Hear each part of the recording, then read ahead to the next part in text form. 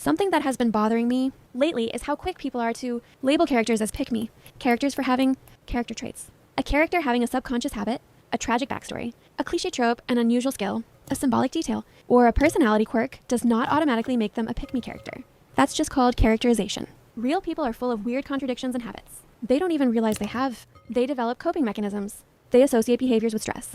They pick up patterns from their environment. Writers have been using physical details to reflect psychology for centuries. That's not a sign that someone is trying to make their character special.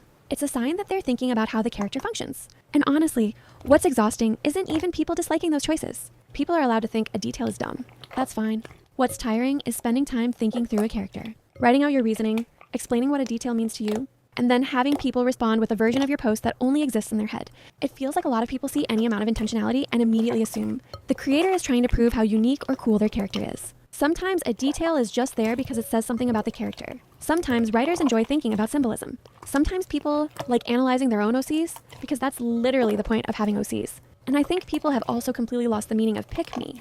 A pick-me isn't just a character with flaws, trauma, quirks, talents, symbolism, or complexity. If that were true, almost every protagonist ever written would qualify.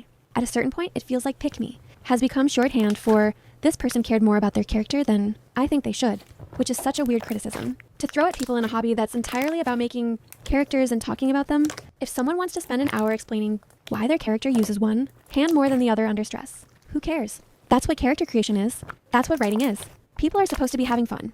You don't have to like every detail. You don't have to find every explanation interesting. But I wish people would stop treating genuine enthusiasm for writing as something embarrassing.